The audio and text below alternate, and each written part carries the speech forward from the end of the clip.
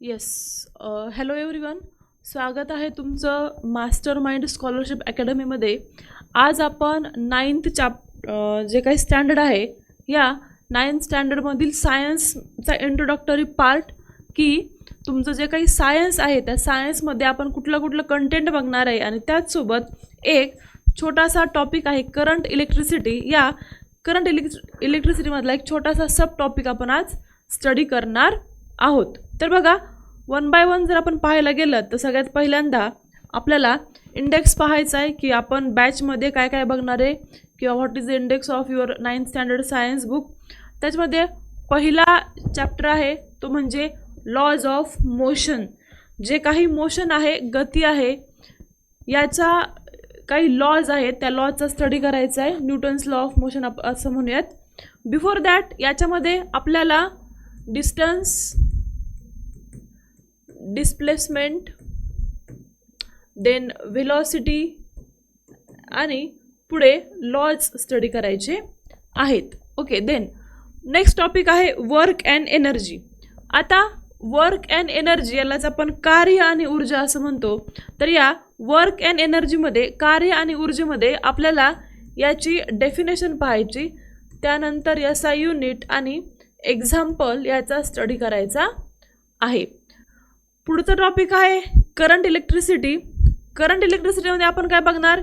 What is mean by current, then flow of electron आणि काही numericals या टॉपिकमध्ये पाहायचे आहेत.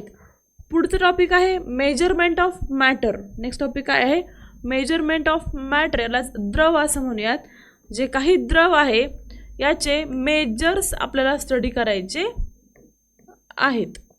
Next acid, bases and salt.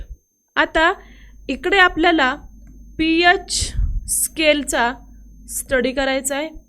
Then next आहे क्लासिफिकेशन ऑफ प्लांट्स. मग याच्यामध्ये टाईप्स ऑफ प्लांट्सचा स्टडी करायचा आहे. देन नेक्स्ट टॉपिक आहे energy flow in an ecosystem. पुढचं टॉपिक कुठलं आहे? Energy flow in an ecosystem. जे काही इकोसिस्टम आहे मग याच्यामध्ये एनर्जीचा flow from primary to secondary to एकदम डिकम्पोजरपर्यंत कसा फ्लो होतो आपल्या इकोसिस्टममध्ये एनर्जीचा, तो स्टडी करणार आहे. यालाच आपण एनर्जी पिरॅमिडचा स्टडी म्हणूयात. त्यालाच आपण काय म्हणूयात? एनर्जी पिरॅमिडचा स्टडी करायचा आहे. देन नेक्स्ट आहे युजफुल अँड हार्मफुल मायक्रोब्स. जे काही मायक्रो ऑर्गॅनिझम्स आहेत आपले, या मायक्रो ऑर्गॅनिझम्समध्ये मग काय काय येणार? Bacteria, viruses and so on. यांचं काय करायचं आहे? आपल्याला स्टडी करायचा आहे. आणि पुढचं आहे एन्व्हायरमेंटल मॅनेजमेंट. आता जे काही पर्यावरण आहे हे पर्यावरण चांगलं ठेवण्यासाठी आपल्याला काय काय मेजर्स अप्लाय करायचे आहेत किंवा कुठल्या कुठल्या गोष्टींचा काळजी घेणं गरजेचं आहे याचा स्टडी करणार आहोत आपण. त्यानंतर पुढचा टॉपिक आहे तो म्हणजे इन्फॉर्मेशन कम्युनिकेशन टेक्नॉलॉजी. यालाच आपण ICT असे म्हणतो. याच्यामध्ये मग तुमचं कम्प्युटर असेल, त्यानंतर सायबर म्हणूयात, त्यानंतर इंटरनेट म्हणूयात, वायफाय, हे सगळ्या गोष्टीचं काय करायचं आहे? आपल्याला स्टडी करायचं आहे. देन नेक्स्ट आहे रिफ्लेक्शन ऑफ लाईट. ओके, काय आहे?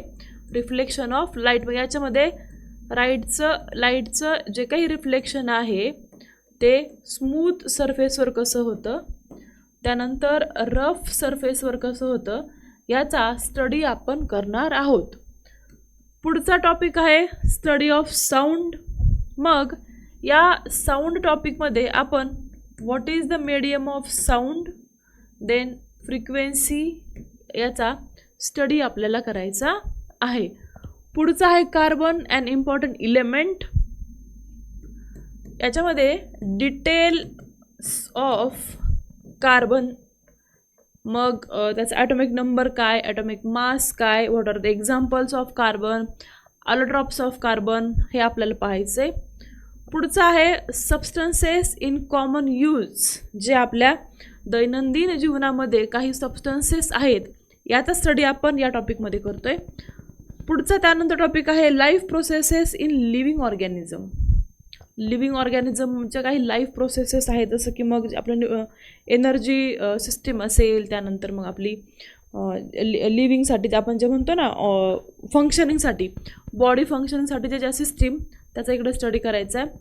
हेरिडिटी अँड व्हेरिएशन, याच्यामध्ये मग जी काही हिरार्की, त्यानंतर हेरिडिटी, या सगळ्यांचा स्टडी आपण करणार आहे.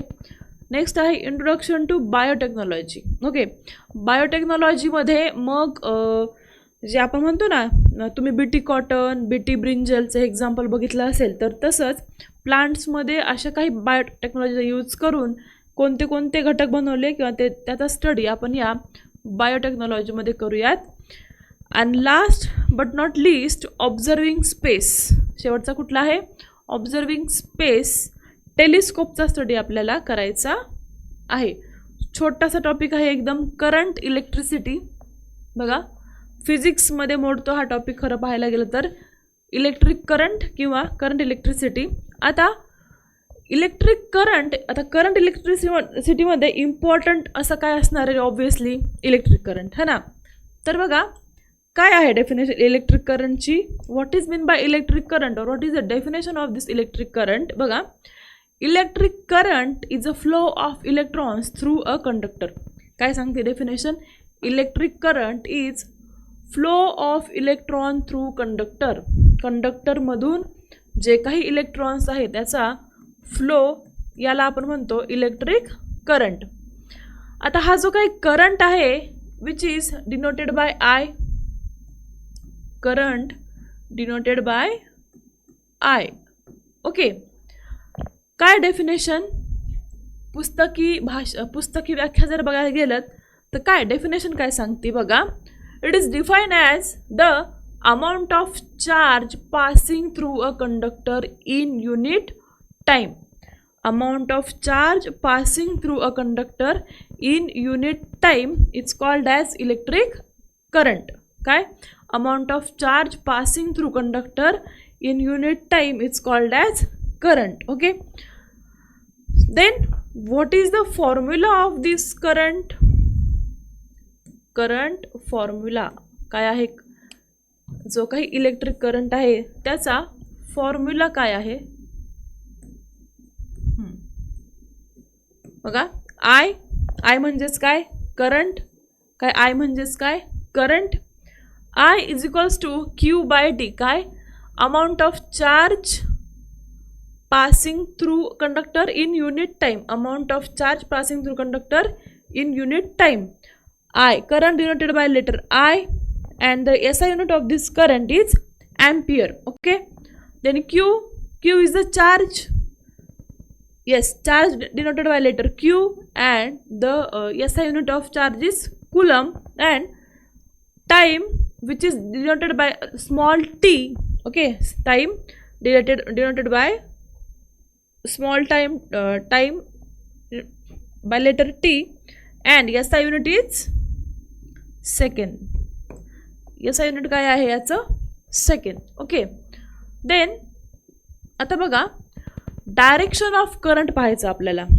ओके, डायरेक्शन ऑफ करंट दोन्ही डायग्राम दिल्यात, कंपॅरेटिव्हली बघायचं. बघा, actual flow of electrons physically move from negative to positive. हे जे इलेक्ट्रॉन्स असतात ते कसे असतात? कसे फ्लो करतात? From negative to positive. आणि हा जो काही करंट असतो, हा electric current is taken as opposite to electron flow. Okay, electron कसे फ्लो होतात? Negative to positive. आणि करंट कसा फ्लो होतोय? Positive to negative. म्हणजेच काय? इलेक्ट्रॉनची आणि करंटची डिरेक्शन कशी असते? अपोजिट. ओके, करंटची आणि इलेक्ट्रॉनची डिरेक्शन कशी आहे? In opposite direction. येते लक्षात? Then quantifying the ampere. Next काय आहे? इम्पॉर्टंट आहे quantifying the ampere. Ampere is SI unit of electric current. आत्ताच आपण बघितलं, ampere is SI unit of electric current. Coulomb is a SI unit of charge, and second is SI unit of time. Okay, बघा, लक्ष द्यायचंय. Ampere कशाचं आहे? Current. Then टाईमचं second. आणि कुलम कशाचं आहे? हे चार्जचं SI युनिट आहे. 1 ampere is exactly the current generated. बघा 1 एम्पियर काय असतो? 1 ampere is current generated when 1 coulomb of charge passing through conductor in 1 second. म्हणजे काय? 1 कुलम चार्ज एका सेकंदामध्ये एका कंडक्टरमधून जर फ्लो होत असेल तेव्हा आपण काय म्हणतो? 1 एम्पियर करंट जनरेट झाला. ओके. काय? 1 कुलम चार्ज एका सेकंदामध्ये कंडक्टरमधून जेव्हा फ्लो होतो तेव्हा आपण म्हणतो काय? 1 एम्पियर करंट जनरेट झाला. आता हे हा जो काही करंट आहे या करंटचे मेजर्स काय आहेत बरं? How this current is measured और how this ampere is measured. Okay. Standard unit काय आहे याचं? Ampere, which is denoted by letter A. है ना? काय आहे standard unit? A. But milli ampere म्हणजे काय? फर्स्ट मिली एम्पियर आणि second micro ampere. Milli ampere म्हणजे काय? आता हे जे काही मिली एम्पियर असतं हे स्मॉल एम आणि कॅपिटल ए ने डिनोट करतात. It is used for small electric current. जे काही कमी प्रमाणामध्ये करंट असतो त्याच्यासाठी मिली एम्पियर वापरतात. तर मायक्रोस्कोपिक इलेक्ट्रिक करंट, अजून खूप मायक्रो लेवलला जर इलेक्ट्रिक करंट असेल त्यासाठी आपण मायक्रो एम्पियर वापरतो. 1 milli ampere is equal to 10 to the power -3 ampere. लक्षात ठेवायचं. मिली म्हणजे 10 to the power -3, मायक्रो म्हणजे 10 to the power -6. Okay. Micro ampere 1 micro ampere is equals to 10 to the power -6 ampere. Okay. अगदी लहान एकदम मायक्रोसाठी कुठलं वापरतात? मायक्रो. तर लहान करंटसाठी, कमी करंटसाठी कुठलं वापरतात? Milli ampere. ओके. हे 2 पॉईंट लक्षात ठेवायचे आहेत. देन हे जे काही एम्पियर आहे हे असा युनिट कोणाच्या स्मरणार्थ दिलं हे बघूया. तर बघा अँड्रे एम्पियर. ओके. आता हे जे काही कोण आहेत हे बघा डायग्राममध्ये बघू शकता. यांचा फोटो आपण इथे दिलेला आहे. He was a French mathematician and scientist. कोण होते ते? एक फ्रेंच मॅथमॅटिशियन अँड सायंटिस्ट होते. त्यांनी कशामध्ये वर्क केलं? तर बघा the work perform ground breaking experiment on the electricity. इलेक्ट्रिसिटीवर यांनी खूप जास्त एक्सपेरिमेंट केले आणि ॲब्सोल्युटली आपण त्यांना असं म्हणू शकतो की जो काही इलेक्ट्रिक करंट आहे याच्या स्टडीसाठी त्यांनी खूप जास्त काय केलं? फाउंडेशन बेस तयार करून ठेवलेला आहे. Absolute foundation for study of electric current. Electric करंटमध्ये त्यांचं खूप मोठं योगदान आहे. बघा the SI unit of electric current the ampere is named directly in his honour and his contribution to the physics. त्यांचं जे काही ऑनर आहे त्या ऑनरमध्ये किंवा त्यांच्या स्मरणार्थ आपण म्हणूया यांचं खूप जास्त वर्क आहे किंवा खूप जास्त अभ्यास होता त्यांचा कशामध्ये? इलेक्ट्रिक करंट होते. म्हणून त्यांचं एम्पियर करंटला काय दिलं आपण? एम्पियर ए हे काय केलेलं आहे? SI युनिट दिलेलं आहे. ओके. हे छोटासा टॉपिक होता एकदम अगदी 10 मिनिटामध्ये समजण्यासारखा. खूप इझी परंतु खूप महत्त्वाचा. ओके. न्यूमरिकलसाठी हा खूप जास्त इम्पॉर्टंट टॉपिक आहे. याच टॉपिकवर आपण एक न्यूमरिकल बघूया. ठीक आहे. याच टॉपिकवर काय करायचं आहे? आपण एक छोटंसं न्यूमरिकल बघायचं आहे. बघा सगळ्यात पहिल्यांदा जेव्हा पण कुठलं न्यूमरिकल येईल तेव्हा त्याचा गिवन डेटा काय करायचा? मांडून घ्यायचा. आता आपल्याला याचा गिवन जो आहे हा गिवन डेटा आपण मांडून घेऊयात. काय गिवन आहे इथे बघा. काय question? A current of 0.4 ampere. Current of 0.4 ampere flows through a conductor for 5 minutes. For 5 minutes, how much charge would have passed through the conductor? तर बघा इथं 3 गोष्टी दिल्यात, 2 गोष्टी दिल्यात. एक काय दिलंय? करंट किती आहे तो? 0.4 एम्पियर. ओके. दुसरी गोष्ट काय दिली? टाईम किती येतो? 5 मिनिट. आणि आपल्याला काय काढायचं आहे? आपल्याला काढायचं आहे चार्ज. काय काढायचं आहे? चार्ज. आपल्याकडे फॉर्म्युला आहे current is equals to charge upon time. Unit of charge flowing through a conductor in unit time is a current. आता मला सांगा आपला टाईमचा युनिट काय आहे रे? सेकंद. म्हणजे काय? हा जो काही टी आहे आपल्याला हा कशामध्ये दिला? इथं मिनिटांमध्ये दिला. आपल्याला त्याला काय करावं लागेल? सेकंदामध्ये काय करायचं? कन्वर्ट करायचं है ना. कसं करायचं सेकंदामध्ये कन्वर्ट? तर बघा 5 इंटू एका मिनिटामध्ये किती सेकंद असतात? 60 सेकंद. एका मिनिटामध्ये किती असतात? 60 सेकंद. मग 60 गुणिले 5 6 पंचे 30 म्हणजे 60 गुणिले 5 याचं उत्तर किती येईल? 300 सेकंद. किती यायला पाहिजे? 300 सेकंद. व्हॅल्यूज पुट करायच्यात. आय किती आहे? 0.4 इज इक्वल्स टू क्यू काढायचं आपल्याला आणि टाईम किती दिलाय? टाईम किती आहे आपल्याकडे? 300 second. Therefore Q is equals to 0.4 into 300 second. आता डिजिट शिफ्टिंग 0.4 म्हणजे ही व्हॅल्यू आहे 4 इंटू 10 टू द पॉवर -1. बॅचमध्ये तुम्हाला मी डिजिट शिफ्टिंग शिकवेल. बघा जेव्हा पॉईंटमध्ये उत्तर असतं तेव्हा एका डिजिटसाठी 10 टू द पॉवर -1 असं शिफ्ट करायचं. असं 2 पॉईंट असतील तर किती? 10 टू द पॉवर -2. ते नंतर शिकवेल मी तुम्हाला. इंटू आता याला आपण असंही लिहू शकतो 30 गुणिले 10चा पहिला घात. 30 इंटू 10 किती झाले? 30 इंटू 10 300 होतील. आता मॅथमॅटिक्समध्ये तुम्हाला माहीत असेल हा -1 हा +1 कॅन्सल. इथे काय राहिलं? 4 इंटू 30. किती राहिलं?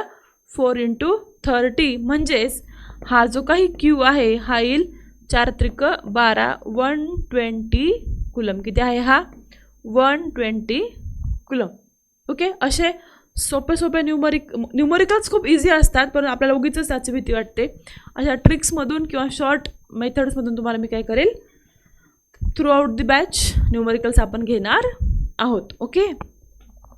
आता बघा आपली 8वी 9वी आणि 10वीसाठीच्या बॅचेस सुरू झालेल्या आहेत फॉर सेमी इंग्लिश, मराठी आणि इंग्लिश मीडियम तिन्ही विद्यार्थ्यांसाठी. आता या बॅचेसमध्ये कुठले कुठले सब्जेक्ट कवर केले जाणार? तर या बॅचमध्ये इंग्लिश, मॅथ आणि सायन्स. ओके. इंग्लिश, मॅथ आणि सायन्स आणि तुमची जर रिक्वायरमेंट असेल त्यानुसार तुम्हाला सब्जेक्ट प्रोव्हाइड केले जातील. परंतु बेसिक हे 3 सब्जेक्ट काय आहेत? कंपल्सरी आहेत. ओके. बॅचचे वैशिष्ट्य जर आपण पाहायला गेलं तर लाईव्ह लेक्चर्स तुम्हाला बघायला भेटतील. अर्ली मॉर्निंग बॅच असते आपली 6 to 9 सकाळी रोज 6 to 9. त्यानंतर रेकॉर्डेड लेक्चर बघायला मिळतील. आता आपण म्हणतो ना की हा जो काही 8वी 9वी 10वीचा जो बेस असतो तो 11वी 12वीसाठी खूप महत्त्वाचा असतो हा ना. तर तो काय आहे? एक पाया आहे 8वी 9वी 10वी. त्याचं फाउंडेशन आपण खूप छान प्रकारे कन्सेप्ट बेस्ड टीचिंग आहे. सगळेच फॅकल्टीज खूप एक्सपर्टीज आहेत आपल्या आपल्या सब्जेक्टमध्ये. आणि त्यानंतर फीजबद्दल बघायला गेलं तर बघा 30 जूनपर्यंत तुम्ही जर ॲडमिशन घेतलं बॅचला तर 50% ऑफ तुम्हाला फीजवर असणार आहे. तिन्ही बॅचेसच्या मग 8वी 9वी आणि 10वीच्या बॅचेसवर. अगदी महाराष्ट्राच्या कुठल्याही कानाकोपऱ्यात तुम्ही बसलेले असाल, पालक आणि विद्यार्थ्यांना सांगते मी, महाराष्ट्रातल्या कुठल्याही कानाकोपऱ्यामध्ये जर तुम्ही बसलेले असाल तर तुम्ही ही बॅच परचेस करू शकता. आणि महाराष्ट्रातून कुठूनही तुम्ही मग एखाद्या गावाकडे असाल, एखाद्या वाडीमध्ये राहताय, एखाद्या शहरामध्ये राहताय, जिल्ह्याच्या ठिकाणी आहात, तालुक्याच्या ठिकाणी आहात, गावाच्या ठिकाणी आहात, अगदी कुठेही असाल तर तुम्ही अगदी दरीखोऱ्यातून सुद्धा ही बॅच बघू शकता. ओके. ज्यांना कोणाला या बॅचसाठी ॲडमिशन घ्यायचं आहे आपल्या मुलांसाठी किंवा तुमच्या इतर नातेवाईकांसाठी 8वी ते 10वीच्या मुलांसाठी तर त्यांनी खालीलपैकी हे जे काही नंबर आहेत त्या नंबरवर काय करायचं आहे? कॉन्टॅक्ट करून तुमचं बॅच किंवा तुमचं सीट आजच फिक्स करायचं आहे. चालेल. थांबूया तिथे आपण. Thank you so much.